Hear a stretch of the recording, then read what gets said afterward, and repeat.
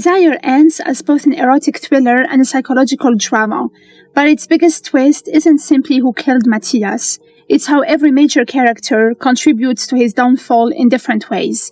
By the ending, the film reveals that almost everyone around him has committed a morally questionable act, yet only one person ultimately crosses the line into murder. Rather than presenting a straightforward mystery, the ending explores desire, manipulation, betrayal, and the devastating consequences of trying to satisfy emotional needs through deception. The film initially encourages us to suspect almost everyone. Matthias had become entangled with nearly every member of the Cortina family before his death. Viviana was the last person seen with him. Fernando brutally assaulted him after learning about the affair. Julian secretly poisoned his water bottle. Even Matthias himself appeared unstable because of his past addiction, making suicide seem plausible. The investigation is deliberately structured so that every suspect appears capable of killing him. But the flashbacks reveal what actually happened. After the disastrous confrontation with Viviana and Fernando's violent beating, Matthias was already physically weakened and mentally unraveling. Still convinced he and Lucero belonged together, he begged her to abandon her family and start a new life with him. When Lucero refused, Matthias refused to accept her answer. His obsession finally crossed into something much darker. He threatened not only Lucero, but also her husband and children, making it clear that if she rejected him, he would destroy the people she loved. At that moment, the affair stopped being about passion. It became survival. Instead of running away, Lucero invited him into the swimming pool. Using the place where the relationship at first blossomed, she drowned him. The murder is shocking because Lucero isn't portrayed as a cold-blooded killer. Throughout the film, she's presented as someone overwhelmed by loneliness, guilt, and conflicting emotions. But once Matthias threatens her family, she chooses them over everything else. Ironically, the woman who spent the entire film searching to feel desired ends it committing the ultimate act to protect the people she never truly stopped loving. Legally, Fernando wasn't responsible. Morally, absolutely. One of the film's biggest revelations is that Fernando secretly hired Matthias in the first place. Rather than confronting the problems in his marriage, Fernando attempted to engineer an affair. He paid Matthias to seduce Lucero while secretly recording their encounters, believing that fulfilling what he imagined were his wife's fantasies would somehow save or satisfy their relationship. That revelation completely changes how we interpret the first half of the film. Lucero believed she'd independently fallen for an attractive younger man. Instead, she'd unknowingly become part of her husband's manipulation.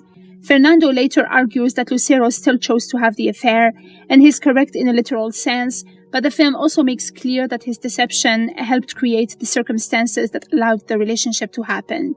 Neither spouse can claim innocence. Fernando manipulated, Lucero cheated, both betrayed each other long before anyone died.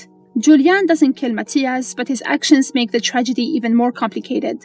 The flashback revealing him secretly spiking Matthias's water bottle explains why the coach suddenly behaves strangely during Viviana's training session.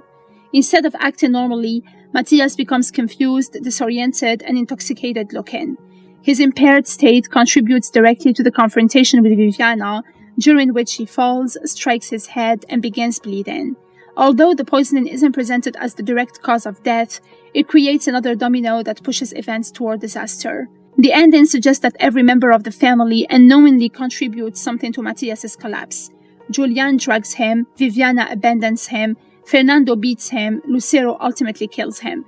The tragedy isn't caused by one isolated mistake, but by a chain of escalating choices. Lucero killed him instead of going to the police, and this is arguably the film's most morally complicated decision.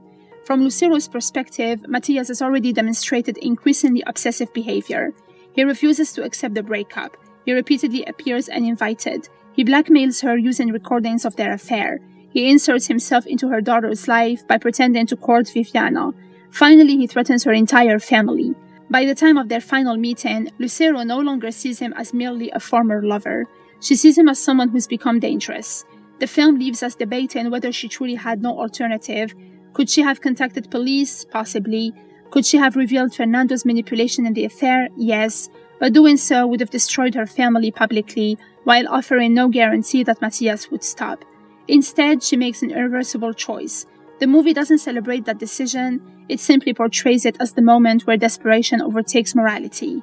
Miguel declares Matthias's death as suicide, and his announcement serves multiple purposes. Officially, authorities blame Matthias's history of prescription drug addiction and conclude he took his own life. That explanation neatly closes the investigation while avoiding an explosive public scandal involving one of the city's most prominent families. Miguel also has personal reasons for keeping everything quiet. Throughout the film, Lucero has represented him during his own messy divorce. Their lives have become deeply intertwined, and exposing the truth would drag numerous powerful people into public disgrace. By ruling the death a suicide, Miguel protects the Cortina family and perhaps himself from further scrutiny.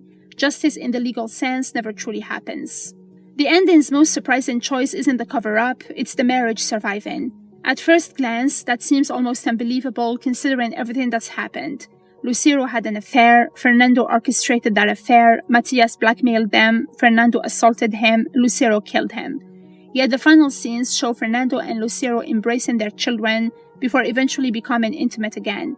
The reconciliation isn't presented as romantic triumph, instead it feels uneasy. Both know exactly what the other has done, neither can claim moral superiority anymore. Ironically, stripping away every illusion may be the first time they've truly seen one another. Earlier in the film, they spent years pretending to be the perfect couple for everyone else. By the end, every secret has surfaced. Their marriage survives not because it's pure, but because both finally confront the ugly truths they'd spent years avoiding. Whether that marriage can actually heal remains intentionally ambiguous. The title Desire refers to far more than sexual attraction. Nearly every major character is driven by desire of some kind. Lucero desires to feel wanted again after years of emotional neglect. Fernando desires control over a marriage he believes is slipping away. Matthias desires a fantasy future with Lucero, eventually confusing obsession with love. Miguel desires excitement outside his marriage, while convincing himself infidelity is inevitable. Even Viviana desires validation from the coach she admires. None of those desires are inherently evil. The tragedy begins when people stop communicating honestly and instead pursue those desires through lies, manipulation, secrecy, and control. By the end, every secret has destroyed another piece of the family's life. Although the authorities closed the case and the public believes Matthias committed suicide, we know the truth is much darker. The Cortinas may still appear to be a team, just as they proclaimed during the anniversary celebration, but they're now united by a shared secret rather than genuine innocence. The film closes on an intentionally ironic note. The family survives, the marriage technically continues, and the scandal disappears from public view, but nobody truly escapes the consequences. The real punishment isn't prison or public exposure. It's knowing that every embrace, every family dinner, and every attempt to rebuild their lives will forever be shadowed by the choices that began with a simple desire to feel loved.